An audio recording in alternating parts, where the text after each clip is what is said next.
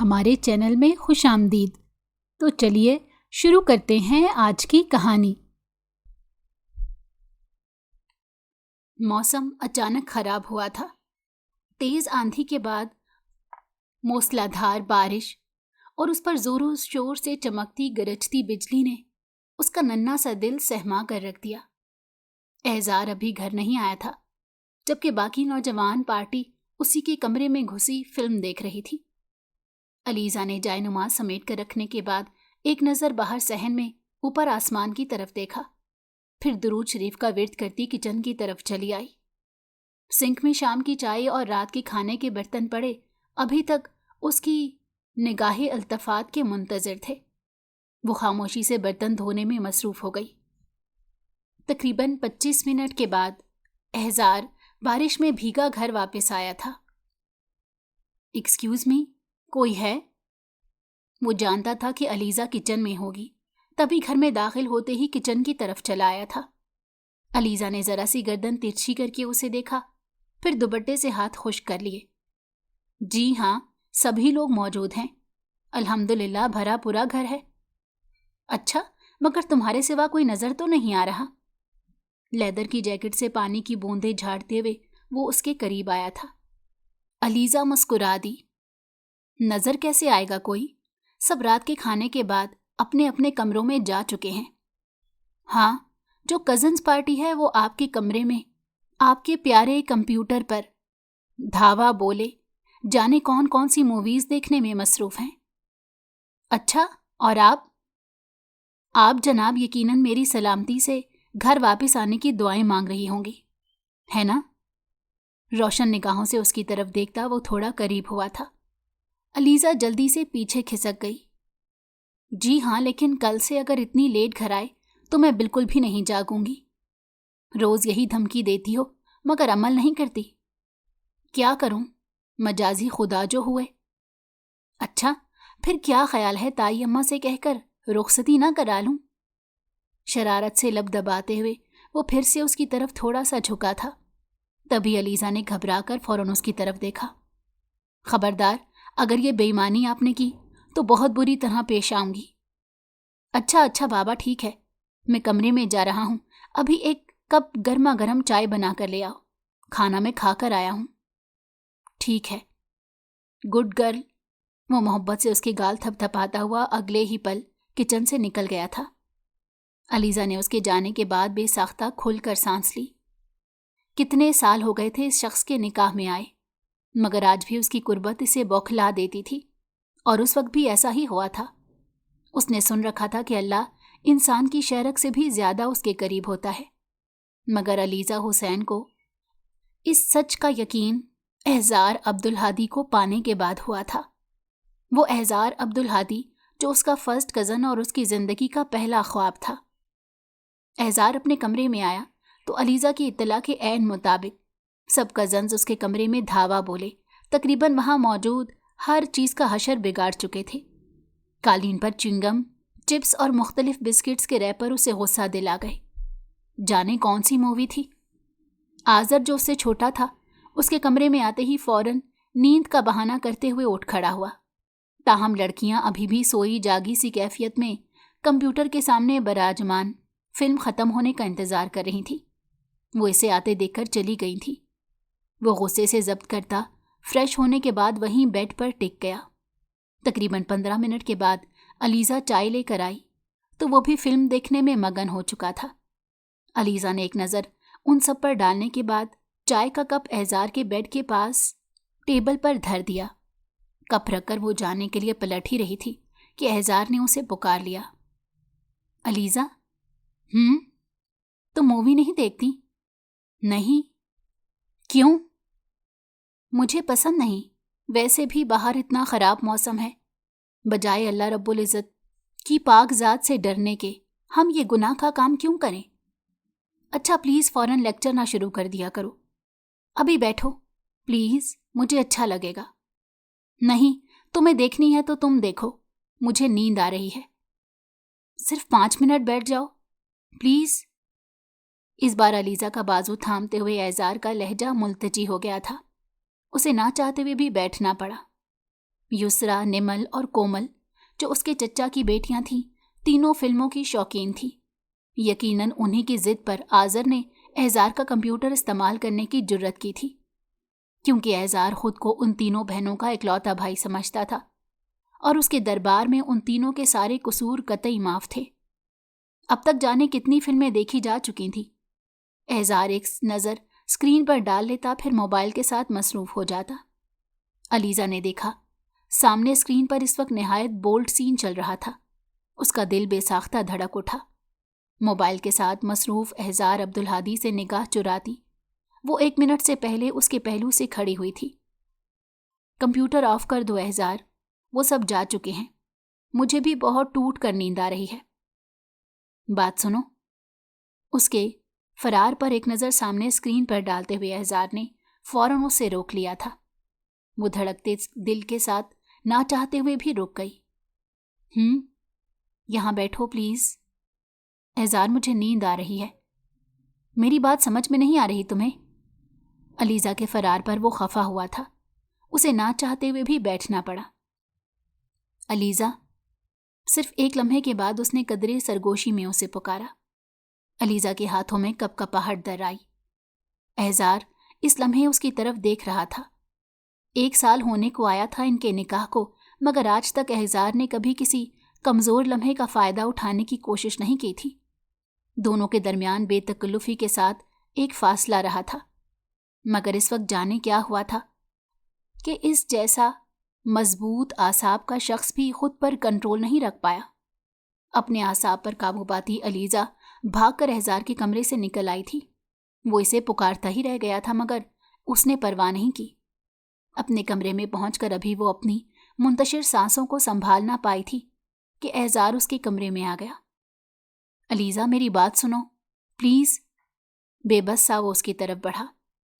تم میری بیوی ہو، میں کچھ غلط نہیں چاہ رہا، پلیز مجھے سمجھنے کی کوشش کرو۔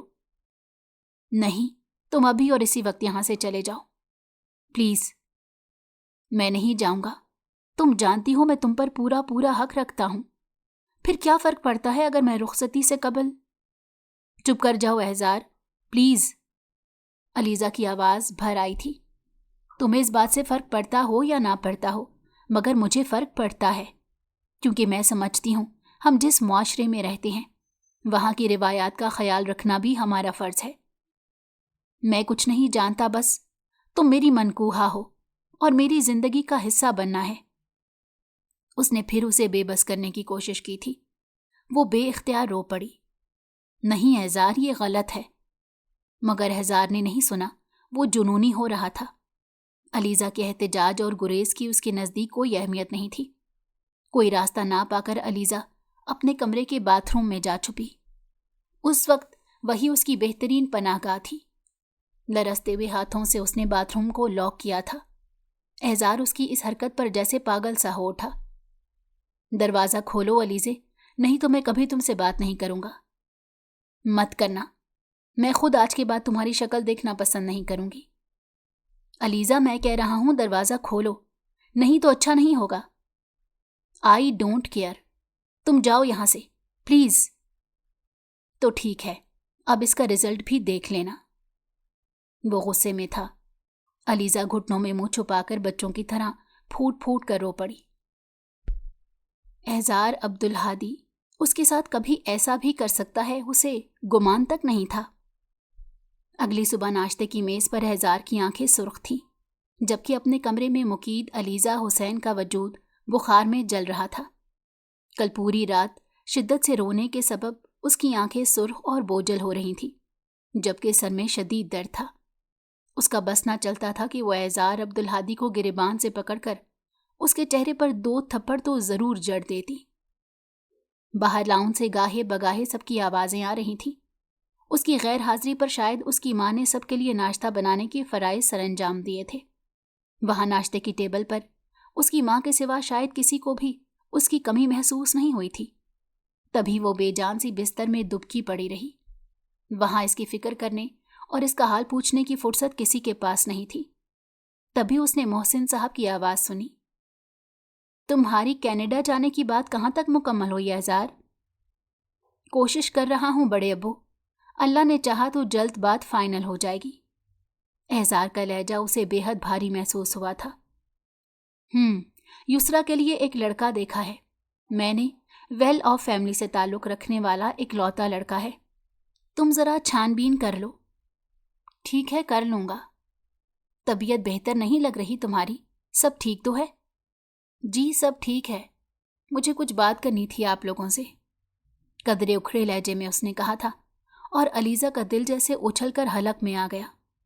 शदीद बुखार के बावजूद गर्म कंबल से निकलकर किचन में आई थी ताकि एहजार की आवाज़ को साफ सुन सके। कहो। एहजार के संजीदा अंदाज पर जहां सब उसकी तरफ मुतवज्जो हुए थे, वहीं हसन साहब ने भी हाथ में पकड़ा अखबार साइड पर रख दिया। एहजार ने सिर्फ एक नज़र किचन की तरफ देखा, फिर लब भींच कर निगाह फेर ली। पापा, मैं कनाडा जाने से पहले शादी करना चाहता हूँ ताकि मैं यहाँ हर मामले से कतई बेफिक्र होकर वहाँ मुकम्मल तवज्जो के साथ अपनी पढ़ाई मुकम्मल कर सकूँ। मैं दरमियान में लटक कर नहीं जाना चाहता। वही हुआ था जिसका डर अलीज़ा को था। नाश्ते की टेबल के गिर्द बैठे सब अफराद को एहजार की इस अचानक फरमाइश पर हैरानी हुई थी, मगर उसे किसी की परवाह नहीं थी। हसन साहब अब अखबार एक तरफ रखकर उसे कह रहे थे, मैं भी यही सोच रहा था एहजार कि अब्बा जी की तबीयत संभल कर नहीं दे रही। उनकी ज़िंदगी में ही ये कारे खैर अंजाम पा जाए तो भला इससे अच्छी और क्या बात हो सकती है। मगर अलीज़ा अभी इसके लिए तैयार नहीं है। वो पढ़ रही है, अभी इम्तहान भी नहीं हुए उसके, वो डिस्टर्ब होकर रह जाएगी। पापा, मैं कुछ नहीं जानता, आप ताई अम्मा से बात करें। अगर वो शादी के लिए तैयार हैं तो ठीक है, नहीं तो मेरी तरफ से ये रिश्ता ख़त्म समझे। कतई दो टोक अंदाज में अपनी बात मुकम्मल करते ही वो वहाँ से एक पल नहीं ठहरा था, जबकि हसन साहब और बाकी सब अफराद हक्का बक्का से उसका मुंह देखते रह गए। अलीज़ा को लगा जैसे किसी ने उसके पांव तले से ज़मीन खींच ली हो। एहजार अब्दुल हादी के लिए ये रिश्ता इतना कमज़ोर होगा वो कभी सोच भी नहीं सकती थी। तभी वो वहीं किचन में कुर्सी घसीट कर बैठते हुए उसने अपने आंसुओं को खुलकर बहने दिया था। एहजार अब्दुल हादी अलीज़ा हुसैन के दिल की पहली ख्वाहिश और उसका अव्वलीन ख्वाब था। दोनों एक ही घर में पलकर जवान हुए थे। बचपन में वो उसके मामले में इतनी हसास थी कि अगर वो उसे छोड़कर किसी और बच्चे के साथ खेल में मसरूफ़ हो जाता या घर में उसके सिवा किसी और को अपनी कोई चीज़ दे देता तो वो फ़ौरन मुंह बसोर कर बैठ जाती थी। जब कोई एहजार को अपने साथ खेलने की ऑफ़र करता तो वो फ़ौरन अपने सारे काम छोड़ कर आती और एहजार का हाथ पकड़कर मेला है कहती हुई अपनी तरफ खींच लेती। बचपन से सब एहजार के लिए उसकी हरकतों को खूब एंजॉय करते थे। इसी चीज़ को मद्देनज़र रखते हुए दादाजी ने बचपन में ही इन दोनों का निकाह जैसे मजबूत बंधन में बांध दिया। ये फैसला इसलिए भी जल्द हो गया था क्योंकि अलीज़ा के वालिद हुसैन अहमद साहब हयात नहीं थे और ख़ुद मुनीर अहमद की तबीयत भी ठीक नहीं रहती थी। अलीज़ा की माँ और एहजार के घर वाले दोनों ही इस रिश्ते पर खुश थे, मगर मुनीर साहब के मंझले बेटे हसन और उनकी बीवी का मुंह बन गया था। उनकी 3 बेटियां थीं और वो दोनों एहजार को अपना दामाद बनाने का ख्वाब देख रहे थे। ताहम मुनीर अहमद साहब यानी दादाजी ने उनसे मशवरा करने के बजाय अपना फैसला सुना दिया था, जिस पर वो दोनों खुश नहीं थे। एहजार अपना MBA मुकम्मल कर चुका था और अब उसका इरादा कनाडा जाने का था ताकि मज़ीद तालीम के साथ वो अपने ज़ोरे बाजू पर अपने लिए रोज़गार के बेहतरीन मौक़े हासिल कर सके। अलीज़ा अपने माँ बाप की इकलौती औलाद थी। उसके वालिद हुसैन अहमद साहब की शादी अपने दोनों छोटे भाइयों के बाद हुई थी। वजह उनकी ज़रूरत से ज़्यादा बिजनेस में तवज्जो थी, जिसके सबब वो शादी करने में दिलचस्पी नहीं लेते। जिस वक्त अलीज़ा की पैदाइश हुई, मोहसिन साहब 2 बेटियों और हसन साहब 2 चांद से बेटों के बाप बन चुके थे। बाद अज़ां अलीज़ा की पैदाइश के 5 माह बाद मोहसिन साहब के यहाँ उनकी तीसरी बेटी कोमल ने जन्म लिया, जबकि हसन साहब की बेगम ने आज़र की सूरत एक और खूबसूरत बेटे को जन्म देकर इस घर की खुशियों को दोबाला कर दिया। समीना बेगम अलबत्ता इस घराने को ऐसी कोई खुशी नहीं दे सकी थी। अलीज़ा के बाद उन्होंने एक मुर्दा बेटे को जन्म दिया और फिर भी मां ना बन सकी। حسین صاحب دل کے مریض تھے۔ علیزہ جب 7 سال کی تھی وہ دنیا سے منہ موڑ گئے۔ تب سے منیر صاحب ہی اس کو باپ کا پیار دیتے آئے تھے۔ اب بھی انہوں نے ہی اس کے باپ کی حیثیت سے اس کی زندگی کا فیصلہ کیا تھا، جس پر وہ خود بھی بے حد خوش تھی۔ محسن صاحب کو منیر صاحب سے گلہ تھا کہ ان کی بیٹیاں زیادہ تھیں، پھر علیزہ سے بڑی بھی تھیں۔ منیر صاحب کو پہلے ان کے بارے میں سوچنا چاہیے تھا، مگر انہوں نے ان کی بیٹیوں کے بارے میں سوچنے کی بجائے علیزہ حسین احمد کے بارے میں سوچا تھا، اور یہ صریحاً زیادتی تھی۔ مگر منیر صاحب نے اس کی پرواہ نہیں کی تھی۔ اعزار اور علیزہ کو نکاح جیسے مضبوط بندھن میں باندھنے کے بعد وہ جیسے پرسکون سے ہو گئے تھے۔ گزرتے وقت کے ساتھ ساتھ جہاں علیزہ اور اعزار میں محبت بڑھی تھی، وہیں منیر احمد صاحب کی صحت تیزی سے گرنا شروع ہو گئی۔ علیزہ کا زیادہ وقت انہی کے کمرے میں گزرتا تھا، مگر پھر بھی وہ مسلسل بیماری کی زد میں تھے۔ ان کی خواہش تھی کہ وہ اپنی زندگی میں ہی علیزہ کی رخصتی کے فرض سے بھی سبکدوش ہو جائیں، مگر علیزہ اس کے لیے تیار نہیں تھی۔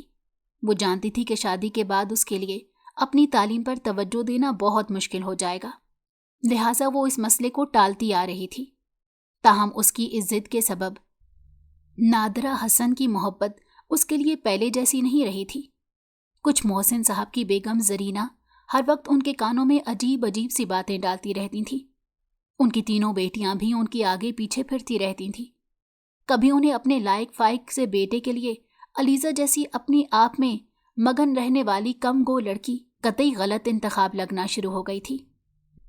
اب وہ اس وقت کو اکثر کوستی نظر آتی تھیں جب انہوں نے اپنے سسر کے فیصلے پر ان کا ساتھ دیا تھا۔ سونے پر سہاگا اعزار کی علیزہ کے لیے بے تحاشا محبت اور ناز برداریوں نے ان کا دل مزید تنگ کیا تھا۔ وہ اب دل سے اس بندھن کے لیے خوش نہیں تھیں۔ اس روز کے بعد سے اعزار کے معمولات بدل گئے تھے۔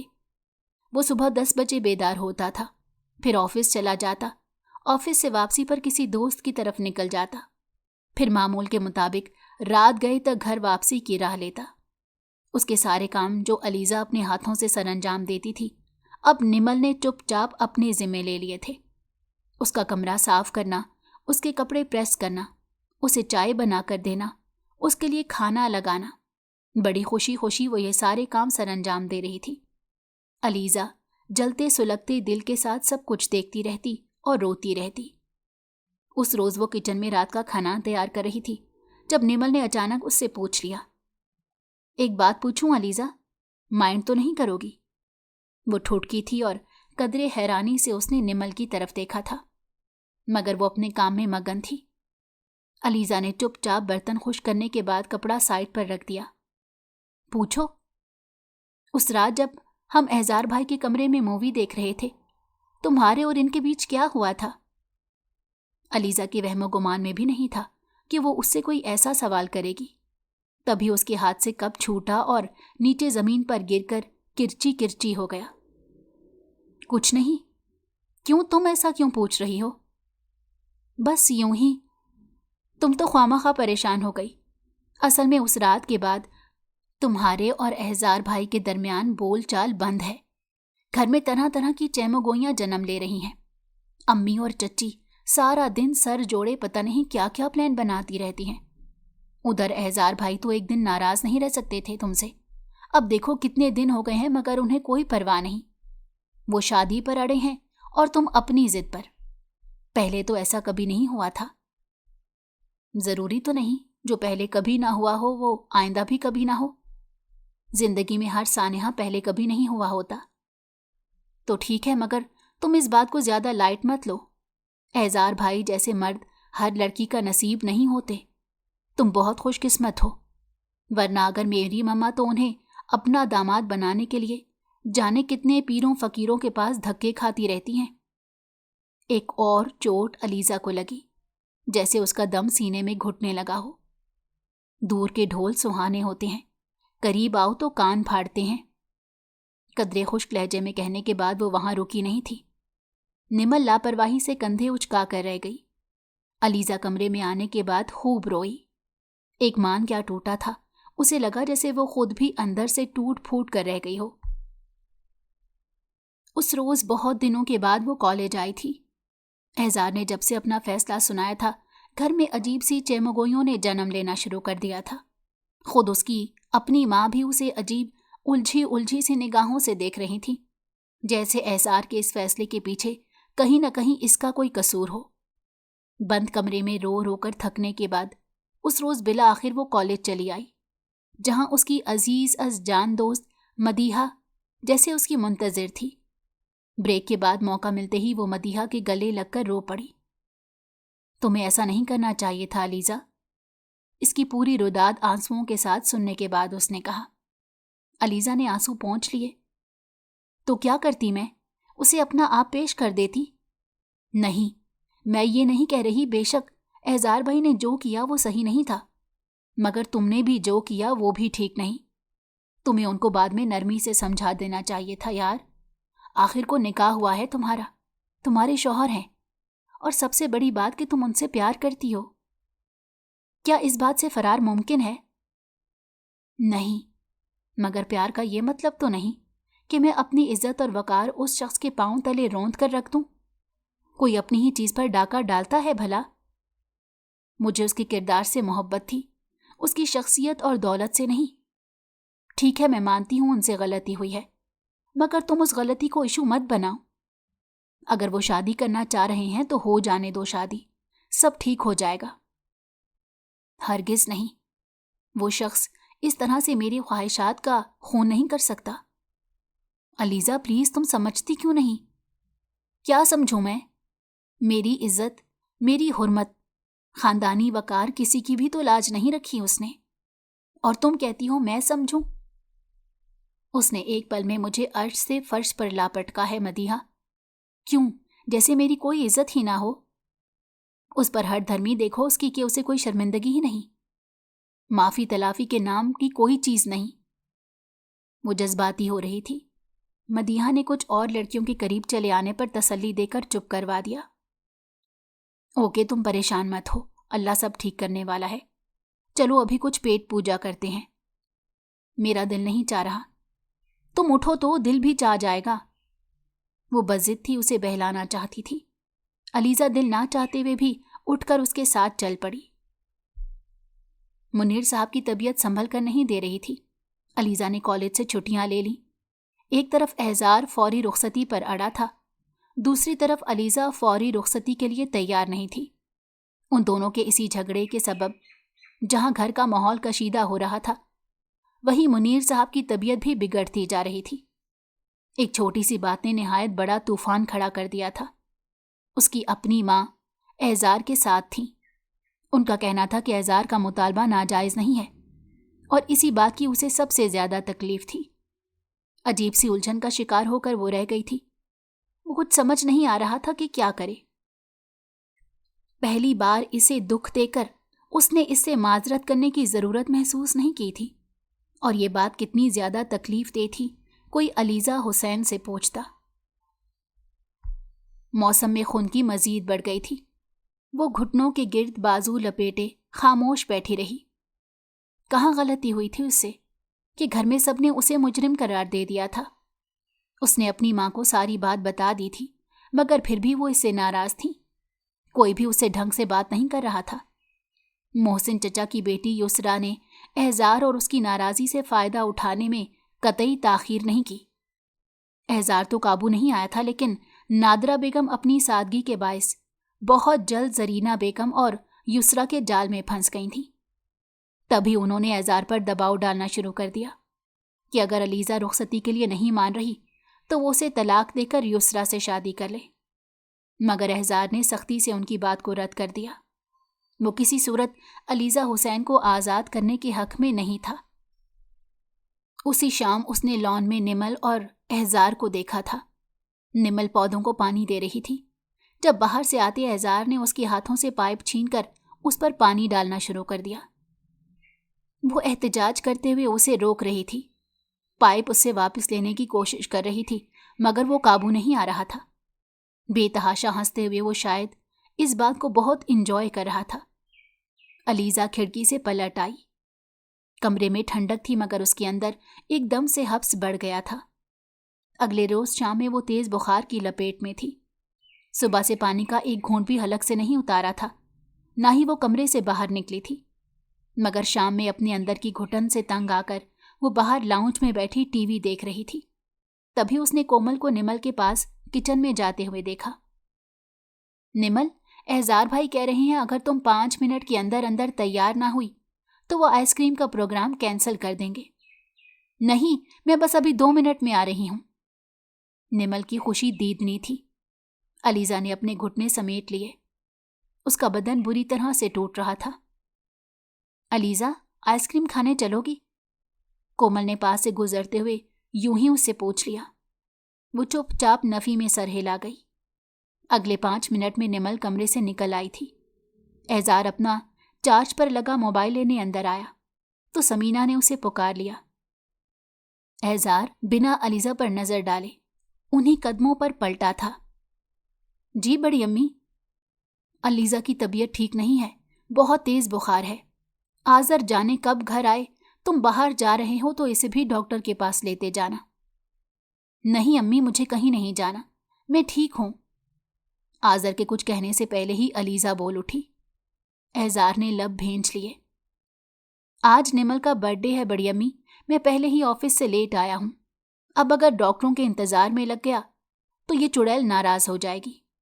आप फिक्र ना करें, मैं आजर को कॉल करके घर बुलवाता हूं, वो ले जाएगा। ओके? वो अपनी तौहीन कहाँ नजरअंदाज कर सकता था। ज़मीना उसका मुंह देखती रह गई, जबकि वो उन्हें तसल्ली देता जल्दी जल्दी कदम उठाता बाहर निकल गया। अलीजा की आंख से आंसू फिसलकर उसके हाथ की पुश्त पर गिरा था। बहुत पुरानी बात नहीं थी जब उस रोज वो लॉन की सीढ़ियों पर बैठी ठंड में पड़ रही थी और वो ऑफिस से आया था। यहां क्यों बैठी हो? बस यूं ही। क्यों, क्या हुआ? उसके लहजे की खफगी महसूस करके वो मुस्कुराई थी जब वो उसके मुकाबिल टिक गया। तुम्हें पता है इस वक्त ओस गिरनी शुरू हो जाती है और तुम जरा सी ठंड भी बर्दाश्त नहीं कर पाती। अभी बीमार पड़ जाओगी और फिर खूब जान निकालोगी मेरी। डायलॉग थोड़े झाड़ा करो। मजे से उसकी नाक दबाकर वो फिर मुस्कुराई थी। जवाब में एहजार ने उसके हाथ थाम लिए। जान से चला जाऊंगा ना, फिर यकीन करना मेरी मोहब्बत का। कहने के साथ ही उसने खुशबुओं में बसा अपना कोट भी उस पर डाल दिया था। मेरे लिए जान से जाने वाले नहीं हो तुम।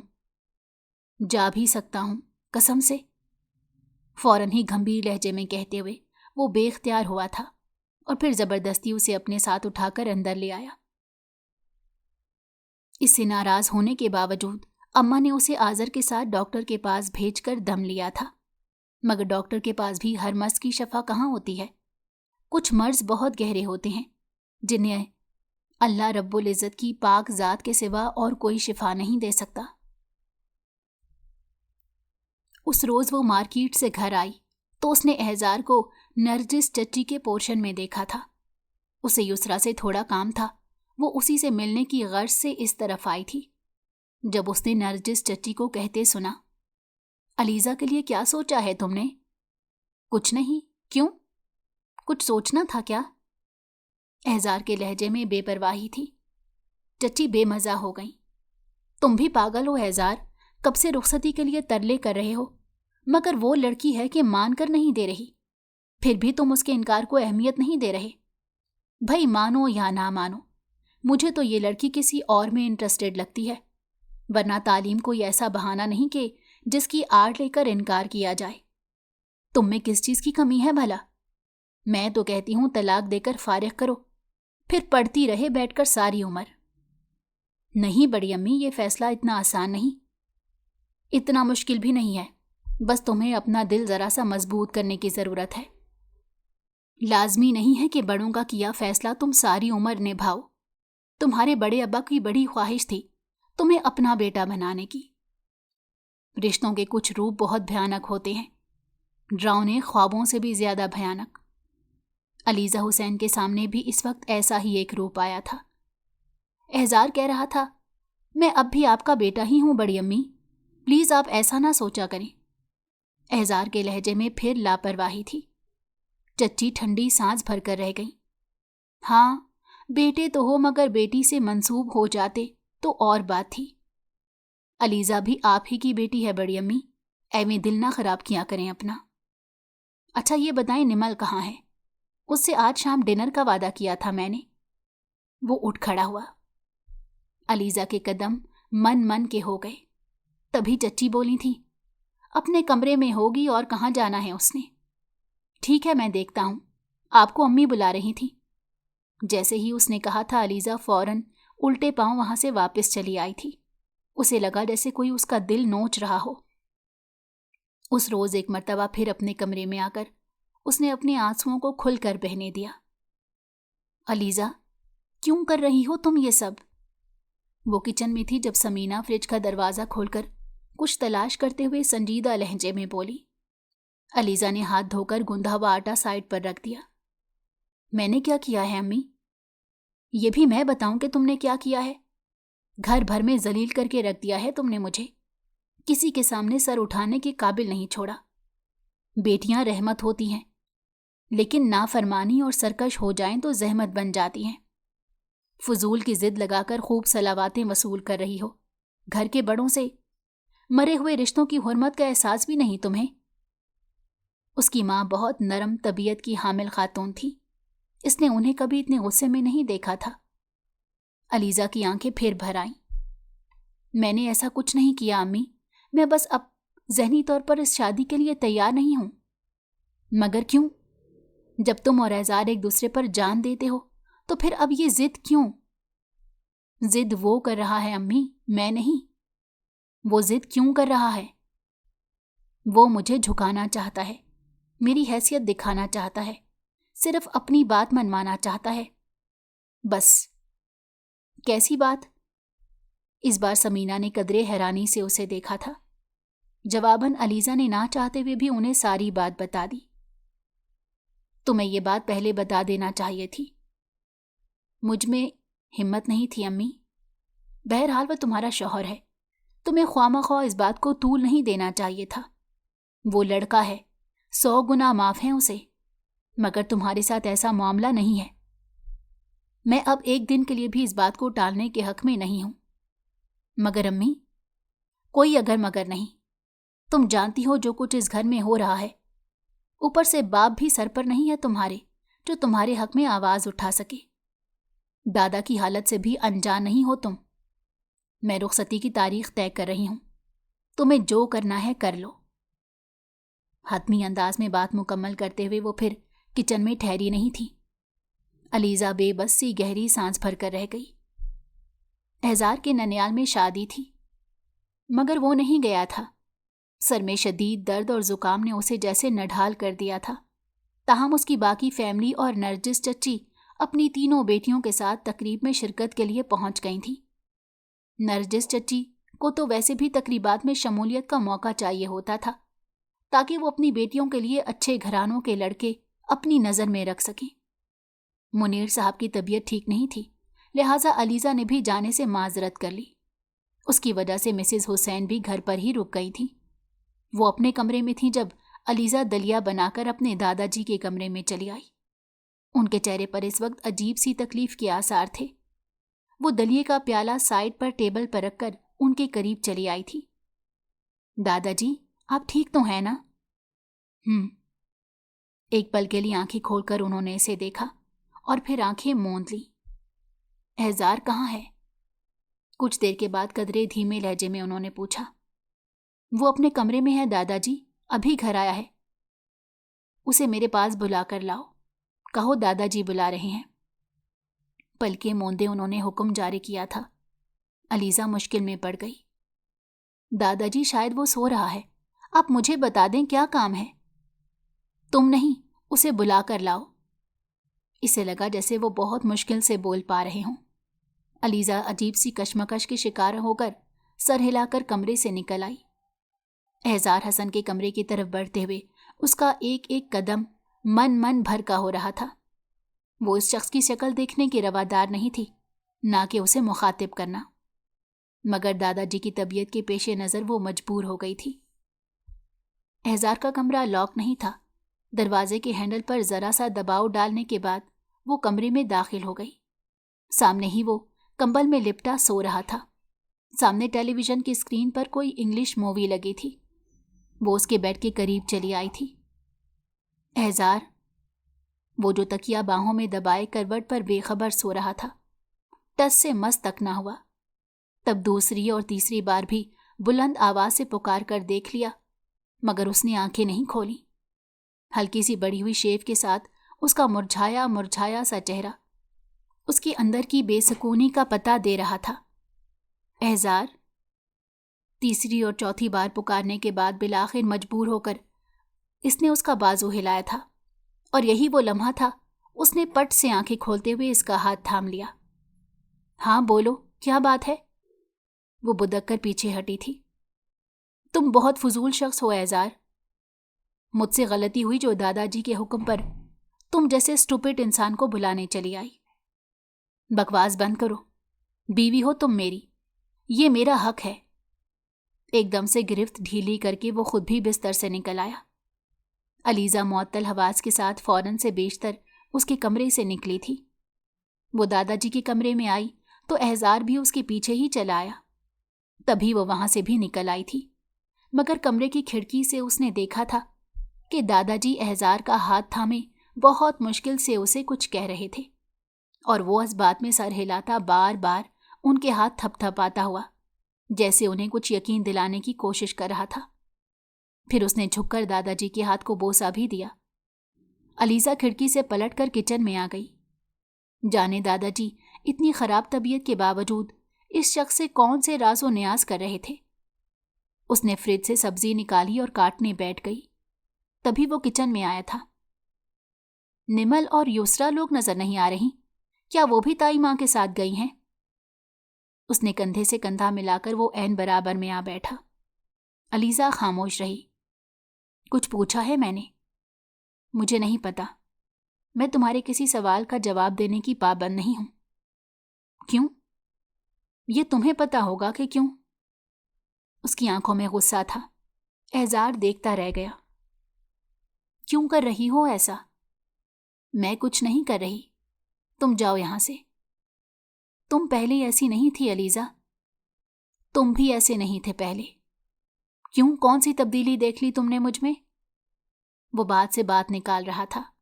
علیزہ جھنجھلا گئی۔ احزار پلیز تم جاؤ یہاں سے، مجھے تم سے کوئی بات نہیں کرنی۔ مگر کیوں؟ ایسا کیا جرم کر دیا ہے میں نے جو ابھی تک تمہارا دل صاف نہیں ہوا؟ میرے دوست کی صرف منگنی ہوئی ہے، مگر اس کی منگیتر خود کال کر کے اسے بلاتی ہے، اور ایک میں ہوں جس کی شرعی اور قانونی بیوی اسے قریب نہیں پھٹکنے دیتی۔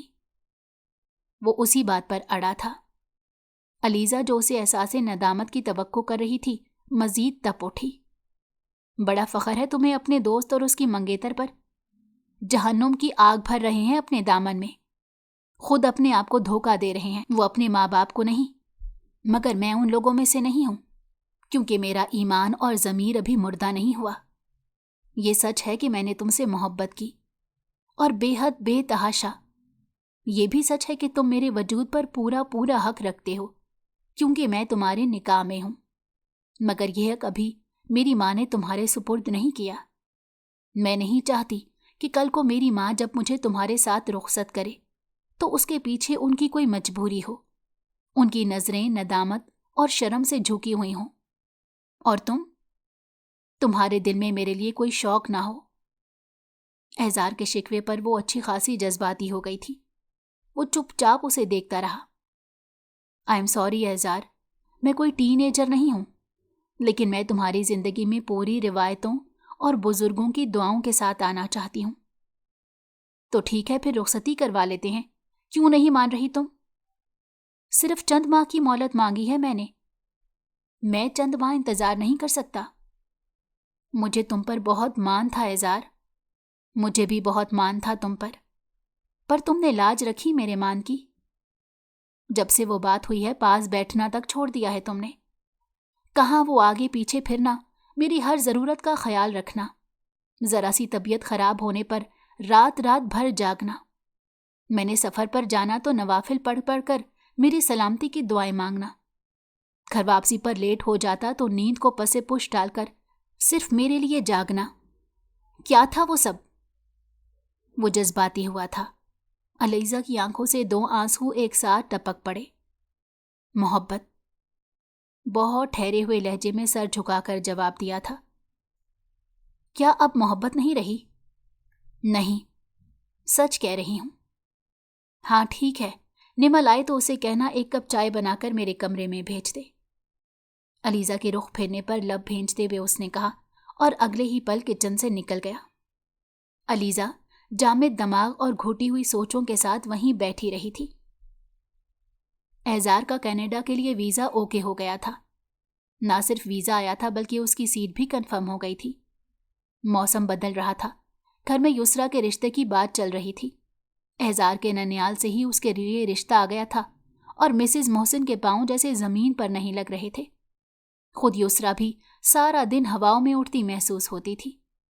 علیزہ کے پیپرز قریب تھے، مگر اس کے باوجود مسز حسین نے اس کی رخصتی طے کر دی۔ اپنے کمرے سے احزار عبدالہادی کے کمرے تک کا سفر اس کے لیے کسی پلے صراط سے کم نہیں تھا۔ منیر صاحب، حسن صاحب، اس کی ماں، سب خوش تھے، مگر وہ چپ تھی۔ احزار عبدالہادی کی ضد نے جیسے اسے اندر سے تکلیف پہنچائی تھی، مگر اس تکلیف سے بھی زیادہ تکلیف اسے اس وقت ہوئی جب وہ کمرے میں آیا۔ چپ چپ سا، بے حد نڈھال، وہ کمرہ لاک کرنے کے بعد بہت خاموشی سے اس کے پاس آ بیٹھا۔ کیسی ہو؟ کافی دیر کی خاموشی کے بعد بہت بوجھل سے لہجے میں اس نے پوچھا، جب علیزہ نے خود ہی گھونگھٹ اٹھا دیا۔ ایک ہارا ہوا انسان کیسا ہو سکتا ہے؟ تم ہاری نہیں ہو۔ ہار وہ ہوتی ہے جب کسی چاہنے والے کو دھتکار دیا جائے۔ دیکھو کتنی خوبصورت لگ رہی ہو تم۔ یہ چوڑیاں، یہ سنگھار، یہ سب میرے لیے ہے نا؟ علیزہ کی چوڑیوں سے کھیلتے ہوئے وہ جس انداز میں بات کر رہا تھا، علیزہ کا دل ایک انجانے سے خوف سے دھڑک اٹھا۔ پتہ نہیں تم واقعی اتنی خوبصورت ہو یا صرف مجھے لگتی ہو، مگر یہ سچ ہے علیزہ، میں نے تمہارے سوا کسی کو اپنے دل کا پتہ نہیں دیا۔ کچھ لمحوں کی خاموشی کے بعد پھر اس کی آواز گونجی، دیکھ لو، تمہاری ماں نے آج تمہیں پورے فخر اور مان سے رخصت کر کے میرے حوالے کیا ہے، اور میں تمہیں پوری روایتوں کے ساتھ دنیا کے سامنے اپنا بنا کر لایا ہوں۔ مگر بہت بوجھل لہجے میں بولتے بولتے ایک دم سے وہ رکا تھا، جب علیزہ نے فوراً سر اٹھا کر اسے دیکھا۔ مگر اب وہ دل رہا ہے نہ دل کی خواہش۔ وہ سنجیدہ تھا۔ علیزہ کا دل جیسے کسی نے مٹھی میں بھینچ ڈالا۔ اس کی آنکھیں ساکت رہ گئی تھیں، مگر احزار نے پرواہ نہیں کی۔ بنا اس کے حسن کو خراج تحسین پیش کیے وہ کپڑے تبدیل کرنے کے بعد سو گیا تھا۔ علیزہ پتھر کا بت بنی بیٹھی رہی۔ اس کے وہم و گمان میں بھی نہیں تھا کہ کبھی احزار اور اس کے بیچ اتنے فاصلے بھی بڑھ جائیں گے کہ دونوں ایک ہی بستر پر ہوتے ہوئے ایک دوسرے سے صدیوں کی مسافت پر ملیں گے۔ اگلے روز رات 2 بجے احزار کی فلائٹ تھی۔ علیزہ کمرے سے ہی نہیں نکلی۔ اس کا دل جیسے پھٹ رہا تھا۔ اس وقت اس میں کسی کا بھی سامنا کرنے کی ہمت نہیں تھی، نہ دادا جی کا، نہ اپنی ماں کا، نہ نرجس چچی اور ان کی بیٹیوں کا۔ سردی کی بڑھتی ہوئی شدت نے جیسے اس کے احساسات منجمد کر دیے تھے۔ احزار عبدالہادی جیسے شخص کو سمجھنا بھلا اتنا آسان کہاں تھا۔ یسریٰ کے رشتے کی بات فائنل ہوئی تھی اور اب زرینہ بیگم کی خواہش تھی کہ منیر صاحب کی زندگی میں بھی یسریٰ اپنے گھر کی ہو جائے، تاکہ دادا کی طرف سے جو کچھ علیزے کو ملا یسریٰ کو بھی ملے۔ احزار کو کینیڈا گئے 4 ماہ ہونے کو آئے تھے، اور ان 4 ماہ میں ایک بار بھی اس نے علیزے سے کھل کر بات نہیں کی تھی۔ سیل فون اور اسکائپ دونوں پر وہ صرف اپنی ماں، دادا، پاپا، یسریٰ، نمل لوگوں سے زیادہ بات کرتا تھا۔ علیزہ پاس بیٹھی منتظر رہتی کہ وہ اسے بلائے گا، مگر ہر بار اس کا یہ گمان دکھ میں بدل جاتا تھا۔ اس کی چپ اور اداسی کو دیکھتے ہوئے مسز حسین نے اسے دوبارہ کالج جوائن کرنے کی اجازت دی تھی، مگر عجیب بے کلی تھی کہ اب کالج میں دل نہیں لگتا تھا۔ جتنا وہ احزار کو ذہن سے جھٹکنے کی کوشش کرتی تھی، اتنا ہی وہ اس کی یادیں اور اس کی سوچ کے دریکوں میں در آتی تھی۔ اوپر سے آج کل یہ سننے میں آ رہا تھا کہ احزار نے کینیڈا میں کسی انڈین مسلمان لڑکی سے فرینڈ شپ کر لی ہے، اور دونوں بہت تیزی سے ایک دوسرے کے قریب ہو رہے ہیں۔ گھر بھر میں یہ خبر پھیلانے والی نمل تھی، جبکہ اسے ہنسی میں اڑا کر مشکوک کر دینے والا خود احزار حسن تھا۔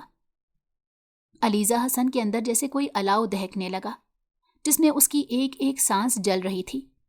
بے گناہ ہوتے ہوئے بھی اس شخص نے اسے سولی پر لٹکایا تھا، مگر وہاں اس کا درد سمجھنے والا کوئی نہیں تھا۔ نمل نے احزار کے بعد اب آذر میں دلچسپی لینی شروع کر دی تھی، اور یہاں اسے ناکامی کا منہ نہیں دیکھنا پڑا۔ آذر نے نہ صرف اس کی محبت کا جواب محبت سے دیا تھا، بلکہ اپنی ماں سے کہہ کر بات بھی پکی کروا لی تھی، جس پر زرینہ بیگم کا سالوں پرانا غصہ قدرے کم ہوا تھا۔ علیزہ کی رخصتی کی طرح یسریٰ کی شادی کا معاملہ بھی چٹ منگنی پٹ بیاہ کے مصداق طے ہو گیا۔ یسریٰ کا میاں کافی سال دبئی میں رہنے کے بعد اب پاکستان سیٹل ہو گیا تھا۔ بہن بھائی سب شادی شدہ تھے اور ماں باپ کی رحلت ہو چکی تھی۔ نرجس بیگم کو وہی یسریٰ کے قابل لگا تھا، کیونکہ یسریٰ کے مزاج میں بہت ترشی تھی۔ علیزہ کو یسریٰ کا شوہر زیادہ اچھا نہیں لگا تھا۔ احزار نے بھی اس شادی میں شرکت سے معذرت کر لی تھی، تاہم اس نے کینیڈا سے اسے بہت قیمتی تحائف بھجوا دیے۔ ایک بات جو علیزہ نے محسوس کی تھی وہ یسریٰ کے شوہر کاشف کے کردار کی کمزوری تھی۔ یسریٰ سے زیادہ وہ نمل اور کومل کی کمپنی کو انجوائے کرتا تھا۔ علیزہ کے ساتھ بھی اس نے ایک دو بار ضرورت سے زیادہ فری ہونے کی کوشش کی تھی، مگر علیزہ نے اس کی کوشش کو کامیاب نہیں ہونے دیا۔ وہ جتنا خوش شکل تھا اتنا ہی عاشق مزاج اور رومانٹک تھا۔ یسریٰ شادی کے بعد تقریباً روز ہی ادھر پڑاؤ ڈالے رکھتی، تبھی اس کا شوہر علیزہ کے ارد گرد منڈلاتا رہتا تھا، کبھی کچن میں، کبھی چھت پر، کبھی کمرے میں، جہاں اکیلا پاتا گھیر لیتا۔ وہ اس کی حرکتوں سے سخت عاجز تھی، مگر دادا جی کے علاوہ اور کسی سے اس بارے میں کچھ نہیں کہہ سکتی تھی، کیونکہ وہ جانتی تھی اگر اس نے اس بارے میں کسی سے بھی کچھ کہا تو کوئی اس کی بات پر یقین نہیں کرے گا، سب اسے ہی مورد الزام ٹھہرائیں گے۔ اس روز وہ کالج سے گھر آئی تو سب لاؤنج میں ہی پڑاؤ ڈالے بیٹھے تھے۔ کاشف بھی وہیں پر موجود تھا۔ وہ سب کو سلام کرتی اپنے کمرے میں چلی آئی۔ تبھی اس نے کاشف کی آواز سنی تھی، یسریٰ، یار تم لوگ اس لڑکی کو اس کے شوہر کے پاس کیوں نہیں بھجوا دیتے؟ آج کل زمانہ نہیں ہے یوں شادی شدہ جوان لڑکیوں کو اکیلے گھر سے باہر بھیجنے کا۔ کیوں، کیا ہوا؟ یہ تو ہمیشہ سے ہی اکیلی جاتی ہے کالج۔ یسریٰ کی آواز آئی تھی۔ علیزہ کے ہاتھ دوپٹہ اتارتے اتارتے رک گئے۔ پھر تو یقیناً خوب آگے چلی گئی ہوگی کہانی۔ کیسی کہانی؟ بھائی یہ تو تم اپنی کزن سے پوچھو۔ آج مارکیٹ میں کسی لڑکے کے ساتھ دیکھا تھا میں نے اسے۔ کیا؟ جی ہاں، میری بات کا یقین نہیں تو بے شک بلا کر پوچھ لیں، اس نے بھی مجھے دیکھ لیا تھا۔ وہ جتنی ڈھٹائی اور اعتماد سے بات کر رہا تھا، سمینہ کے دل پر جیسے بجلیاں سی گر پڑی تھیں۔ تبھی علیزہ شدید غصے میں اپنے کمرے سے باہر آئی۔ کاشف بھائی، خدا کا خوف کریں، میں وہاں اکیلی نہیں تھی، میری دوست بھی میرے ساتھ تھی۔ میں نے کسی لڑکی کو نہیں دیکھا۔ آپ جھوٹ بول رہے ہیں۔ بکواس بند کرو اپنی، میرے داماد کو کیا ضرورت پڑی ہے جھوٹ بولنے کی؟ اس نے جو دیکھا بتا دیا، پہلے کبھی نہیں بولا یہ جھوٹ۔ بتاؤ۔ صحیح کہہ رہی ہیں امی، ایک تو چوری، اوپر سے سینہ زوری۔ ماں کے چھنک کر بولنے پر یسریٰ کا پارا بھی ہائی ہوا تھا۔ علیزہ کٹ کر رہ گئی۔ وہ جھوٹ بول رہے ہیں، میں وہاں اپنی ایک دوست کے ساتھ گئی تھی، کیونکہ ہمیں اپنی ایک دوست کے لیے گفٹ خریدنا تھا، اور میری دوست کے بھائی نے ہمیں کالج سے پک کر کے بازار ڈراپ کر دیا۔ تمہیں ضرورت کیا تھی کالج سے بازار جانے کی، وہ بھی گھر والوں کو بتائے بغیر؟ یہ سوال سمینہ کی طرف سے تھا۔ علیزہ کی آنکھیں بھر آئیں۔ دوست اصرار کر رہی تھی امی، اچانک پروگرام بن گیا تھا۔ شریف گھرانوں کی لڑکیاں یوں دوستوں کے اصرار پر اچانک پروگرام بنا کر کہیں نہیں نکل جاتی۔ خدا نہ خواستہ کچھ بھی ہو سکتا تھا، ہم کسی کو منہ دکھانے کے لائق نہ رہتے۔ زرینہ بیگم پھر چمکی تھی۔ مسز حسین نے دکھ سے منہ پھیر لیا۔ میں کسی کے ساتھ گھر سے بھاگی نہیں تھی چچی، جو آپ کسی کو منہ دکھانے کے لائق نہ رہتی۔ یہی حالات رہے تو بھاگ بھی جاؤ گی ایک دن۔ یہ تم جیسی لڑکیاں ہوتی ہیں جو ماؤں کی آنکھوں میں دھول جھونک کر ان کی بے خبری کا فائدہ اٹھا کر روز نئے چاند سورج چڑھاتی ہیں اور ان کی بے خبر ماں کو پتہ تک نہیں ہوتا۔ شوہر تو جان چھڑا کر بھاگ گیا۔ آج گھر کے داماد نے دیکھا ہے، کل کو لوگ دیکھ کر باتیں کریں گے، پھر کیا جواب دیں گے انہیں؟ بتاؤ۔ علیزہ کا دل کٹ کر رہ گیا۔ جن کے اپنے آگے بیٹیاں ہوں وہ کسی بیٹیوں کے بارے میں ایسی بات نہیں کرتے چچی۔ بکواس بند کرو، تم جیسی بیٹیاں پیدا کرنے سے بہتر ہے بندہ ساری عمر بانجھ رہے۔ ان کی زبان کے آگے خندق تھی۔ کاشف سر جھکائے زیر لب مسکراتا رہا۔ ابا جی کو بھی جانے کیا ہو گیا تھا، ایک ہی ضد پکڑ لی، ورنہ اللہ جانتا ہے میں 1% بھی اس شادی کے حق میں نہیں تھی۔ باپ کا سایہ سر پر نہ ہو تو اولاد یوں ہی خود سر ہو کر رہ جاتی ہے۔ ماشاءاللہ پڑھا لکھا خوبصورت بیٹا ہے میرا، کس چیز کی کمی تھی اس میں جو مجھے اس کے لیے کوئی اچھے خاندان کی مالدار لڑکی نہ ملتی۔ اللہ معاف کرے، بہت بڑی زیادتی کی ہے ابا جی نے ہمارے ساتھ۔ نادرا جو اب تک خاموش بیٹھی تھی، اس بار سنگ باری میں انہوں نے بھی اپنا حصہ ڈالا۔ علیزہ کو لگا جیسے کسی نے ڈھیر سارے کانچ اس کے اندر اتار دیے ہوں۔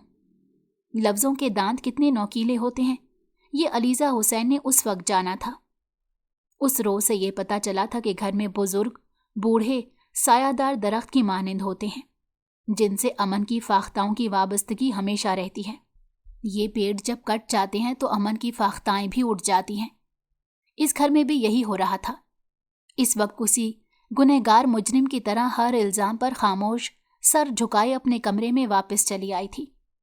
ساس کو ماں کے برابر درجہ دیا جاتا ہے، مگر اس وقت اس ماں نے اس کا نازک سا دل ادھیڑ ڈالا تھا۔ ان دو عورتوں کے بیچ اس کی ماں سر جھکائے خاموش کھڑی رہی تھی۔ اس ماں کے پاس شاید اس وقت اپنی پارسا بیٹی کے حق میں کچھ کہنے کے لیے تھا بھی نہیں، جبکہ اپنے کمرے میں چت لیٹے منیر صاحب نے اپنی آنکھیں اذیت سے بند کر لی تھی۔ اس روز موسم بہت سرد تھا، اوپر سے بارش کا بھی امکان تھا۔ دیر تک کچن میں رات کا کھانا تیار کرنے کے سبب وہ اوپر چھت پر پھیلائے کپڑوں کو بھول ہی گئی۔ مسز حسین پچھلے 3 روز سے تیز بخار میں پھینک رہی تھی، جبکہ دادا جی کی طبیعت بھی خطرناک حد تک خراب تھی۔ اتنی زیادہ ٹینشن میں علیزہ کو کسی چیز کا ہوش نہیں تھا۔ کھانا لگ گیا تھا اور سب نے کھا بھی لیا تھا۔ تبھی بارش شروع ہو گئی تو وہ کچن سمیٹنے کے بعد اوپر چھت پر چلی آئی۔ اس کے وہم و گمان میں بھی نہیں تھا کہ وہاں کاشف ہوگا، کیونکہ یسریٰ کے مطابق وہ واک کے لیے گھر سے باہر نکلا تھا۔ تبھی وہ بے خوف اوپر چلی آئی تھی، مگر اوپر پہنچ کر جیسے ہی اس نے جلدی جلدی کپڑے اتارنے کی کوشش کی، وہ ٹیرس کی طرف سے نکل کر اس کے عین پیچھے آ کھڑا ہوا۔ کپڑوں کی اتنی فکر اور انسانوں کا کوئی خیال ہی نہیں، واہ! وہ پلٹی تھی اور اس کا دل دھک سے رہ گیا۔ کاشف اس کے عین پیچھے کھڑا مسکرا رہا تھا۔ وہ باقی کے کپڑے تار پر ہی چھوڑ کر تیزی سے پلٹی تھی، مگر اس نے آگے بڑھ کر اس کا راستہ روک لیا۔ اتنی جلدی کس بات کی ہے؟ میں کوئی کھا تو نہیں رہا تمہیں؟ دیکھو کتنی اچھی بارش ہو رہی ہے، چلو ٹیرس پر چلتے ہیں، تھوڑی سی انجوائمنٹ ہو جائے گی۔ Shut up! علیزہ کا چہرہ سرخ ہوا تھا، مگر کاشف نے پرواہ نہیں کی۔ تم غلط کیوں سمجھتی ہو مجھے؟ قسم سے میں تمہیں پسند کرتا ہوں علیزہ، دل سے قدر کرتا ہوں تمہاری۔ کیوں بندی ہو اس شخص کے نام کے ساتھ جو تم جیسی پیاری حسین و جمیل لڑکی کے قابل ہی نہیں؟ لگاوٹ سے کہنے کے ساتھ ہی اس نے علیزہ کا ہاتھ پکڑ کر اسے اپنی طرف کھینچنے کی کوشش کی تھی، جب بے ساختگی میں اس نے فوراً اس کے گال پر زوردار تھپڑ جڑ دیا۔ چھوڑو میرا ہاتھ۔ چھوڑ دوں گا، مگر اس تھپڑ کا بدلہ چکانے کے بعد۔ وہ مرد تھا اور اب اسے اپنی اصلیت دکھا رہا تھا۔ علیزہ نے بات بگڑنے کے ڈر سے چیخنا مناسب نہیں سمجھا۔ وہ صرف اس سے بچنے اور خود کو چھڑا کر بھاگنے کی کوشش کر رہی تھی۔ جب یسریٰ نے سیڑھیوں کے دھانے پر کھڑے اسے کاشف کے اوپر جھکے دیکھ کر چیخنا شروع کر دیا، پل ہی پل میں سارا گھر وہاں چھت پر جمع ہو گیا تھا۔ کسی کو بھی جیسے اپنے بھیگنے کی پرواہ نہیں تھی۔ کاشف نے یسریٰ کو چیختے ہوئے دیکھا تو فوراً علیزہ کو چھوڑ کر اس کے قریب چلا آیا۔ میں یہاں اس گھر میں اب ایک پل نہیں رہ سکتا یسریٰ، یہ لڑکی شوہر کی جدائی میں پاگل ہو رہی ہے۔ کمال ہوشیاری سے کام لیتے ہوئے بجائے شرمندہ ہونے یا گھبرانے کے وہ الٹا یسریٰ پر چڑھ دوڑا۔ جواب میں وہ علیزہ پر ٹوٹ پڑی۔ گھٹیا، بے غیرت ذلیل لڑکی، کوئی حیا نام کی چیز ہے تم میں کہ نہیں؟ گھٹیا بے غیرت تمہارا شوہر ہے، میں نہیں، اسے کیوں نکیل ڈال کر نہیں رکھتی تم؟ یسریٰ کے تھپڑ کے جواب میں وہ چلائی تھی جب کاشف نے آگے بڑھ کر اسے تھپڑ رسید کر دیا۔ حد ہوتی ہے بے غیرتی اور ڈھٹائی کی۔ اس سے پوچھو یسریٰ، جب اسے پتا تھا کہ میں اوپر ٹیرس پر ٹہلنے کے لیے آیا ہوں تو یہ اتنی بارش میں یہاں میرے پیچھے کیوں آئی؟ کیوں زبردستی روکا ہوا تھا اس نے مجھے؟ اس سے پوچھو اس نے مجھے کیوں کہا کہ میں تمہیں طلاق دے کر اس سے شادی کر لوں؟ کیوں کہا اس نے مجھ سے کہ میں اسے اچھا لگتا ہوں، احزار سے زیادہ خوبصورت لگتا ہوں؟ وہ کتنا بڑا مکار اداکار تھا، علیزہ کو حقیقتاً اس وقت اندازہ ہوا۔ تبھی وہ گھبرا گئی تھی۔ یہ جھوٹ بول رہا ہے یسریٰ، مجھے قطعی خبر نہیں تھی کہ یہ اوپر چھت پر موجود ہے، میں تو صرف یہ کپڑے اتارنے آئی تھی۔ ہاں کپڑے ہی تو اتارنے آئی تھی، مگر میں نے تمہیں کامیاب نہیں ہونے دیا۔ دادا جی کے بار بار بلانے پر یہاں تمہیں دیکھنے اوپر چھت پر چلی آئی۔ جتنا زہر اس کے شوہر کے جھوٹ میں تھا اس سے کہیں زیادہ خاردار اس کے اپنے الفاظ تھے۔ نرجس چچی نے جو یہ تماشا دیکھا تو آگے بڑھ کر پے در پہ کئی تھپڑ اسے رسید کر دیے۔ علیزہ سچ بتانا چاہتی تھی مگر منہ پر پڑنے والے تھپڑوں نے اسے کچھ کہنے کا موقع ہی نہ دیا۔ وہ اسی وقت اس کے لمبے بالوں سے کھینچتی چھت سے نیچے لائی تھی۔ کاشف کے بیان میں کوئی جھول نہیں تھا۔ علیزہ پر فرد جرم عائد ہو گئی۔ صحن کے ٹھنڈے فرش پر بے حس و حرکت وہ اکیلی بیٹھی، سب کے کوسنے بھی سن رہی تھی اور مار بھی کھا رہی تھی۔ اس کا سر ایک مرتبہ پھر قطعی بے گناہ ہوتے ہوئے مجرم کی طرح جھکا ہوا تھا، جبکہ اس کے ارد گرد کے لوگ اس پر لفظوں کی جوتیاں برسا رہے تھے۔ ایک نمبر کی بے غیرت لڑکی ہے یہ امی، اتنا بھی خیال نہیں کہ کاشف اس کا بہنوئی ہے۔ سرخ آنکھوں کے ساتھ روتے ہوئے یسریٰ اس پر چلا رہی تھی اور وہ پتھر بنی بیٹھی تھی۔ میں بھی کہوں میرا بچہ کیوں رخصتی کی ضد کر رہا تھا، اب سمجھ میں آ رہا ہے کہ وہ گھر کی عزت بچانا چاہتا تھا مگر کامیاب نہیں ہوا، اسی لیے چھوڑ کر چلا گیا۔ ہائے حسن، کیسے ابا جی نے میرے چاند سے بیٹے کی زندگی برباد کر دی۔ آپ ابھی اسے فون کریں اور کہیں وہ ابھی فون پر طلاق دے اسے۔ زرینہ بھی پیچھے نہیں رہی تھی، جبکہ محسن صاحب اور حسن صاحب سر جھکائے کھڑے تھے۔ تیز بخار میں جلتی سمینہ نے سب کے تبصرے سنے اور پھر خوب مارا تھا اسے لگا وہ اب زندگی میں کبھی سر اٹھا کر نہیں دیکھ سکے گی۔ اس کی گردن ایک انجانے سے بوجھ کے احساس سے جیسے ٹوٹتی جا رہی تھی۔ آذر اس کی ماں کی طبیعت کے پیش نظر انہیں کندھوں سے پکڑ کر کمرے میں لے گیا تھا۔ کاشف یسریٰ کو لے کر اپنے گھر چلا گیا۔ محسن صاحب اور حسن صاحب بھی اپنے اپنے کمروں میں چلے گئے۔ کشادہ صحن کے بیچ وہ اکیلی بے حس و حرکت بیٹھی رہ گئی۔ تیز بارش نے بھی اسے وہاں سے اٹھنے پر مجبور نہیں کیا۔ اس کے ذہن میں اس وقت جیسے جھکڑ چل رہے تھے۔ ایک نمبر کی بے غیرت لڑکی ہے یہ امی، اس نے یہ بھی نہیں سوچا کاشف اس کا بہنوئی ہے۔ یہ یسریٰ کی آواز اور لفظوں کے کوڑے تھے جو اس کی روح پر پڑے تھے۔ فوراً ہی ان کوڑوں کا انداز بدلا تھا۔ میں بتاؤں تم نے کیا کیا ہے، گھر بھر میں ذلیل و رسوا کر کے رکھ دیا تم نے مجھے، کسی کے سامنے سر اٹھانے کے قابل نہیں چھوڑا۔ بیٹی رحمت ہوتی ہے لیکن تم زحمت بن گئی ہو میرے لیے۔ اس کی روح پر یہ کوڑے برسانے والی اس کی اپنی ماں تھی۔ اس نے اپنا سر گھٹنوں میں چھپا لیا۔ علیزہ، میں جانتا ہوں اب تمہیں مجھ سے محبت نہیں رہی۔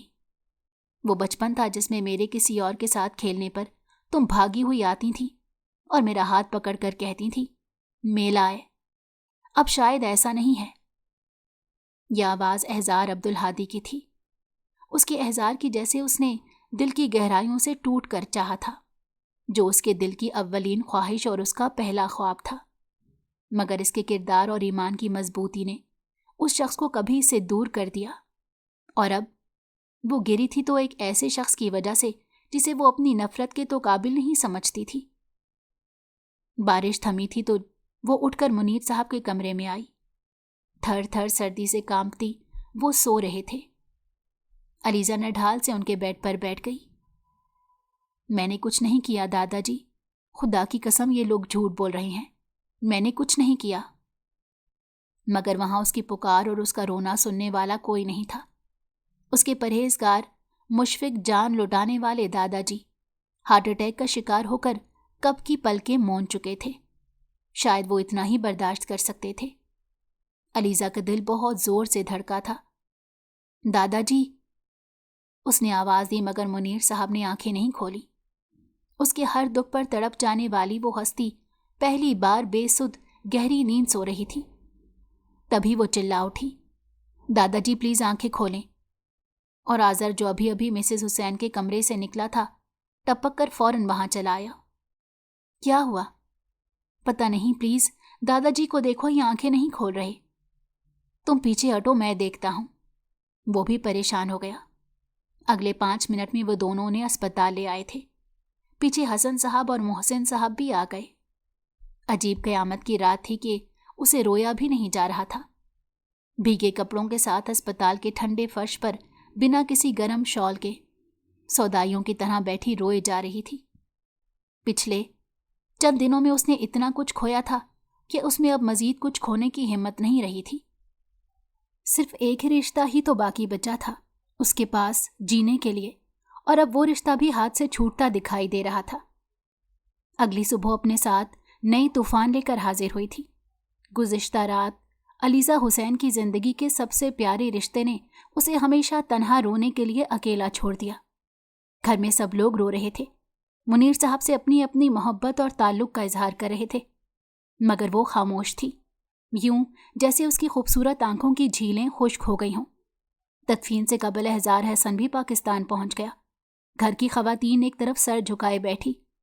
علیزہ حسین کو اس کی آمد کی خبر ہی نہیں ہو سکی تھی۔ سوئم والے روز جب وہ تیز بخار میں سوگوار سی صوفے پر پاؤں کیے بیٹھی تھی، اس نے نرجس چچی کو کہتے ہوئے سنا تھا، اب تو ٹھنڈ پڑ گئی تمہارے سینے میں، لے لی ابا جی کی جان، اب کر لینا عیاشی جی بھر کر۔ ہوش سے کام لے بھابی، یہ وقت ایسی باتوں کا نہیں ہے۔ زرینہ جو قریب بیٹھی تھی فوراً بولی تھی، مگر نرجس نے پرواہ نہیں کی۔ کیوں ہوش سے کام لوں؟ دنیا کو پتہ تو چلے اس کے کرتوتوں کا۔ صرف اس کی وجہ سے ابا جی کی جان گئی ہے، پھر بھی ہمارے گھر کی عزت کا معاملہ ہے۔ آپ رکھیں اسے عزت بنا کر، ہم تو اب اس گھر میں ایک پل نہیں رہیں گے۔ آئی بڑی گھر کی عزت۔ ان کا غصہ ابھی تک کم نہیں ہوا تھا۔ علیزہ پتھر کے بت کی طرح خاموش بیٹھی رہی۔ وہ جانتی تھی اب اسے اس گھر کی عزت رہنے نہیں دیا جائے گا۔ وہ ایک شخص جو اس کے دل کی اولین خواہش اور اس کا پہلا خواب تھا، اس شخص کو اب اس کے سکھ اور دکھ کے ساتھ ہی رہنے نہیں دیا جائے گا۔ ابھی تک اس نے احزار حسن کا سامنا نہیں کیا تھا، مگر پھر بھی وہ جانتی تھی کہ وہ شخص اب اس کے ساتھ نہیں رہے گا۔ اسے اپنی عزت اور اپنے رشتے علیزہ حسین سے زیادہ پیارے تھے، اور ایسا ہی ہوا۔ یہ اسے اگلے روز کی بات تھی جب شام میں سب احزار کو گھیر کر گویا عدالت لگا کر بیٹھے تھے۔ زرینہ اور نرجس چچی نے ایک ایک بات خوب بڑھا بڑھا کر اس کے پیش کی تھی، جبکہ اس کی اپنی ماں تاحال خاموش کھڑی تھی۔ شاید انہیں اس گھر میں رہنا تھا۔ شوہر اور سسر کے بعد بیٹی کی حمایت میں بول کر وہ اس گھر سے ہمیشہ کے لیے دربدر نہیں ہونا چاہتی تھی، تبھی خاموش تھی۔ مگر یسریٰ، نمل اور باقی سب لوگ خاموش نہیں تھے۔ احرار سر جھکائے سب کی باتیں سن رہا تھا۔ جب زرینہ نے اس سے کہا، علیزہ اب ہماری بہو رہنے کے قابل نہیں ہے، احزار بہتر ہے کہ تم اسے ابھی طلاق دے کر فارغ کر دو، میں اب مزید کوئی تماشا دیکھنے کی پوزیشن میں نہیں ہوں۔ علیزہ کی آنکھوں سے آنسو موتی کی لڑیوں کی طرح ٹوٹ کر گر رہے تھے۔ علیزہ جیسی لڑکیاں کسی ایک کی ہو کر نہیں رہ سکتی، یہ کبھی بھی تمہاری وفادار نہیں ہو سکتی۔ نرجس نے نفرت سے کہا تو وہ بھڑک اٹھا۔ بس امی، بس، بہت کیچڑ اچھال لیا آپ نے اس کی ذات پر، اور بہت صبر سے کام لے لیا میں نے۔ احزار تم پاگل ہو گئے ہو بھلا، اس لہجے میں بات کرتے ہیں بڑوں سے؟ یہاں کوئی کسی پر کیچڑ نہیں اچھال رہا، تم سے جو کہا ہے وہ کرو۔ یوں سمجھ لو کہ ایک طرف تمہاری ماں کھڑی ہے اور دوسری طرف یہ لڑکی۔ اب تمہیں فیصلہ کرنا ہے کہ کس کو چنتے ہو اور کسے چھوڑتے ہو۔ اس کے بھڑک اٹھنے پر زرینہ نے اسے ڈپٹا تھا۔ جب وہ ان کی طرف پلٹ آیا، میں اپنی ماں کو چنوں گا امی، باوجود اس کے کہ میری ماں نے حق اور سچ کا ساتھ نہیں دیا، باوجود اس کے کہ میری ماں نے کسی بے قصور بے گناہ کا دل دکھایا ہے، میں اپنی ماں کو ہی چنوں گا۔ کیونکہ بیٹا جو ہوں میں آپ کا۔ میں نے کسی کا دل نہیں دکھایا، جو حقیقت تھی وہ سب جانتے ہیں، سب وہ نہیں جانتے جو حقیقت ہے۔ کیا مطلب ہے تمہارا؟ ہم جھوٹ بول رہے ہیں؟ میں آپ کو جھوٹا نہیں کہہ رہا، مگر سچائی وہ نہیں ہے امی جو آپ جانتی ہیں، سچائی وہ ہے جو میں جانتا ہوں۔ آپ کیا سمجھتی ہیں کسی بھی لڑکی کی پاک دامنی بس یہیں تک ہے کہ کوئی بھی اس پر جھوٹا الزام لگا دے تو وہ گنہگار ثابت ہو جائے؟ مجھے دیکھیے، میں کاشف بھائی سے زیادہ خوبصورت اور سمارٹ ہوں، کس چیز کی کمی ہے مجھ میں؟ جائز رشتہ بھی ہے میرا اس کے ساتھ، اس کے باوجود میں اس کی پارسائی کو چیلنج نہیں کر سکتا۔ کبھی بتایا اس لڑکی نے آپ کو کہ کیوں اسے سولی پر لٹکا کر میں چلا گیا تھا؟ نہیں بتایا ہوگا اس نے، میں بتاتا ہوں۔ میں اپنے نفس کے بہکاوے میں آ گیا تھا، رخصتی سے قبل ہی اسے اپنی خواہش کے تابع کرنا چاہتا تھا، مگر اس نے میری خواہش کے سامنے سر نہیں جھکایا۔ جانتی ہیں کیوں؟ کیونکہ اسے اپنی ماں کا مان عزیز تھا، اپنی حیا اور اپنا کردار عزیز تھا۔ تو پھر میں کیسے مانوں کہ یہ لڑکی ایسے کمزور کردار کی ہوگی؟ علیزہ کے آنسوؤں میں مزید شدت آ گئی۔ آپ لوگوں کو شاید پتہ ہی نہیں کہ اللہ نے ایک مومن عورت پر بہتان لگانے والوں کی سزا کیا رکھی ہے۔ یہ چاہتی تو میری خوشی کے لیے میری خواہش پوری کر سکتی تھی، میں اس کا قانونی اور شرعی شوہر تھا، مگر اس نے میری خواہش کے سامنے سر نہیں جھکایا۔ اس نے مجھے بتایا کہ اس کا کردار کتنا مضبوط ہے، اسی نے مجھے بتایا کہ عورت کی اصل خوبصورتی کیا ہے۔ ایک عورت محبت کے بغیر 100 سال گزار سکتی ہے، عزت کے بغیر ایک لمحہ نہیں۔ وہ جذباتی ہوا تھا۔ علیزہ روتی رہی۔ اعزار تم بے وقوف بن رہے ہو، کاشف نے خود اسے… کیا کاشف نے خود اسے؟ کاشف اس گھر کا داماد ہے تو اس کی ہر بات معتبر ہے، اور یہ بیٹی ہے تو اس کی کسی بات کی کوئی اہمیت نہیں۔ آپ کومل سے پوچھیں اس کے ساتھ کیا کیا تھا کاشف بھائی نے۔ وہ بھڑکا تھا اور وہاں موجود سب لوگوں کو جیسے سانپ سونگھ گیا۔ خود کاشف بھی کب وہاں سے کھسکا کسی کو پتہ نہ چل سکا۔ نمل سے چھوٹی کومل نے سب کے بیچ کاشف کے کردار کا بھانڈا پھوڑ دیا۔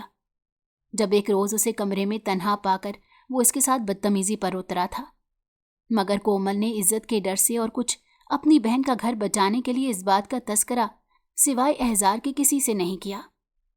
سارا گھر بھی اگر آج اس کے خلاف ہو جائے تب بھی میں علیزہ کا ساتھ دوں گا امی، کیونکہ یہ میری عزت ہے۔ اگر آج یہ بے عزت ہے تو اس میں میرا قصور ہے، میں اس کی عزت نہیں کروا سکا، حالانکہ میں نے اپنے دادا جی سے اس کا وعدہ کیا تھا کہ اسے عزت اور تحفظ فراہم کروں گا، مگر اپنی جھوٹی انا کو قائم رکھنے کے لیے میں اپنے فرض سے غافل ہو گیا اور دوسروں کو موقع مل گیا۔ سب کی زبانوں کو تالا لگ گیا تھا۔ علیزہ کے آنسو تھم چکے تھے، اس کا صبر رائگاں نہیں گیا تھا۔ اس کے ایمان اور کردار کی مضبوطی نے اسے سرخروئی نصیب کر دی تھی۔ پہلی بار اسے جنم دینے والی ماں کا سر سب کے درمیان فخر سے بلند ہوا۔ پیار بھری ایک نظر علیزہ پر ڈالنے کے بعد انہوں نے روتے ہوئے احزار کو گلے لگایا۔ رات میں جب وہ اپنے کمرے میں آیا تو علیزہ اسی کے کمرے میں بیڈ کی پٹی سے ٹیک لگائے بیٹھی اس کا انتظار کر رہی تھی۔ وہ دروازہ لاک کرنے کے بعد اس کے مقابل آ بیٹھا۔ السلام علیکم۔ وعلیکم السلام۔ بخار کی حدت سے دہکتے چہرے کے ساتھ اس نے سر اٹھا کر احزار کو دیکھا تھا۔ وہ اسے ہی دیکھ رہا تھا۔ میرا خیال تھا تم پر صرف بلیک اور سرخ کلر ہی جچتا ہے، مگر یہ تو آج پتہ چلا کہ تم سفید کپڑوں میں بھی سب سے زیادہ پیاری لگتی ہو۔ اس کا وہی نارمل انداز تھا۔ علیزہ کے دل میں جانے کیا آئی کہ وہ اس کے گلے لگ کر بچوں کی طرح رو دی۔ اوے پاگل، خبردار، اب اگر مزید ایک آنسو بھی بہایا تو… تمہارا بدھو لوٹ کر گھر کو آ گیا ہے نا، پھر اب رونے کی کیا ضرورت؟ اسے پیار سے خود سے الگ کرنے کے بعد اپنے ہاتھوں سے اس کے آنسو پونچھتے ہوئے اگلے ہی پل اس نے اپنا بازو اس کے کندھوں کے گرد پھیلا دیا تھا۔ دیکھو علیزہ، جب انسان کا نفس غالب آتا ہے تو وہ اچھے برے، جائز و ناجائز کی تمیز کرنا بھول جاتا ہے۔ میں غلط نہیں تھا، لیکن تم بھی اپنی جگہ صحیح تھی۔ جس معاشرے میں ہم رہتے ہیں اس کی روایات کا احترام کرنا ضروری ہے۔ میں یہ بھول گیا تھا کہ میری اس لمحاتی لغزش کے ایسے نتائج بھی نکل سکتے تھے جو ہم دونوں کے لیے شرمندگی کا باعث ہوتے۔ مجھے معاف کر دو۔ علیزہ کے دونوں ہاتھ تھامے وہ اسے اپنے غلط عمل کی وضاحت دے رہا تھا۔ وہ اس کے کندھے سے ٹیک لگائے بیٹھی، چپ چاپ سنتی رہی۔ تم میرا مان ہو علیزہ، میں اپنے اللہ کا جتنا بھی شکر ادا کروں کم ہے کہ اس نے میری تقدیر میں تم جیسی صابر اور باکردار بیوی لکھی۔ تم نے مجھے بہت ہرٹ کیا تھا احزار، مگر آج سب کے سامنے جیسے تم نے مجھے معتبر کیا ہے، اس احسان کے لیے میں نے تمہارے سارے قصور معاف کیے۔ اچھا جی ملکہ عالیہ، بہت مہربانی۔ اب پلیز بڑی امی اور میری ماما کو بھی معاف کر دینا، وہ دونوں تم سے بہت شرمندہ ہیں۔ نہیں، مجھے تمہاری ماں سے کوئی شکایت نہیں ہے احزار، انہوں نے دوسروں کی آنکھوں اور کانوں سے دیکھا سنا، مگر میری ماں، وہ تو میرا حوالہ تھی احزار، میں نے ان کی کوکھ سے جنم لیا تھا، وہ تو جانتی تھی کہ میں ایسی نہیں ہوں، پھر بھی انہوں نے میرا ساتھ نہیں دیا۔ اس روز جب سب مجھ پر لفظوں کے پتھر برسا رہے تھے، وہ خاموش کھڑی میرا تماشا دیکھتی رہی۔ انہوں نے ایک بار بھی یہ نہیں کہا کہ میں ایسی نہیں ہوں، وہ تو میری ماں تھی، ماں سے بڑھ کر اولاد کو کون جان سکتا ہے؟ وہ مجبور تھیں علیزہ، پلیز معاف کر دو انہیں۔ اب وہ اس کی آنکھوں میں جھانک رہا تھا۔ علیزہ نے آہستہ سے اسبات میں سر ہلاتے ہوئے پلکیں موند لیں۔ بہت دنوں کی تھکن کے بعد اس رات اسے سکون نصیب ہوا تھا۔ منیر صاحب کے 40ویں کے بعد احزار اور علیزہ کا ولیمہ منعقد کیا گیا۔ یسریٰ اس تقریب میں شرکت کے لیے نہیں آئی تھی، مگر نمل اور کومل نے علیزہ کو پوری کمپنی دی تھی۔ بلیک سوٹ میں احزار بے حد خوبصورت دکھائی دے رہا تھا، جبکہ علیزہ نے بھاری کام والی فراک پہنی تھی۔ احزار بظاہر اسے نہیں دیکھ رہا تھا، مگر اس کی ساری توجہ اسی پر تھی۔ رات تقریباً 11 بجے وہ دونوں کمرے میں آئے تو علیزہ کا موڈ بے حد آف تھا۔ احزار کی اتنے دن کی بے نیازی نے اسے بہت ہرٹ کیا تھا۔ کہاں تو ایک دن صبر نہیں ہو رہا تھا، اور کہاں اب ساری بے قراری ہی سرد پڑ گئی تھی۔ وہ بیڈ پر آ کر بیٹھی تو احزار نے اسے پھر تپا دیا۔ تم تھک گئی ہوگی علیزہ، یہ بھاری ڈریس اتار کر ریسٹ کر لو۔ کیوں، میں کھیتی باڑی کر کے آئی ہوں جو تھک گئی ہوں گی؟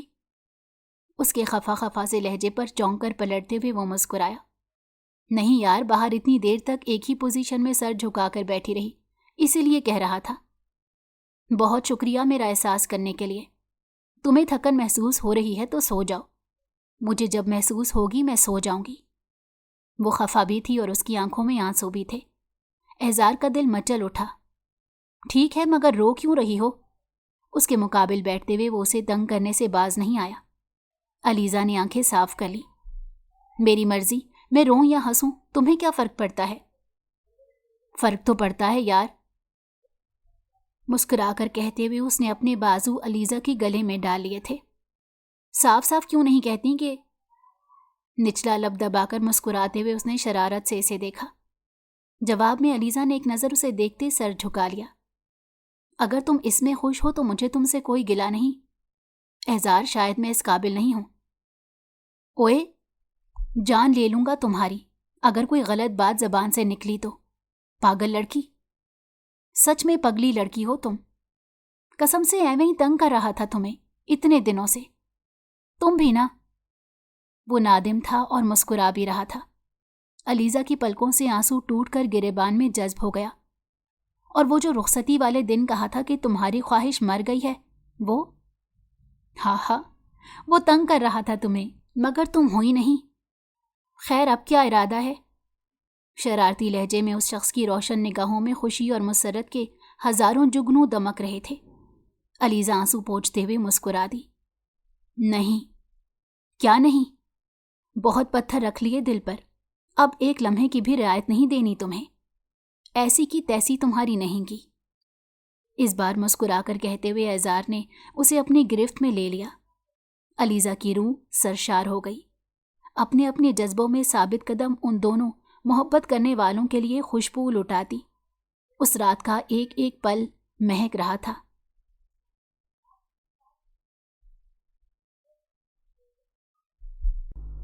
اگر آپ کو ہماری کہانی پسند آئی ہو تو ہمارے چینل کو لائک کریں اور سبسکرائب کر دیں۔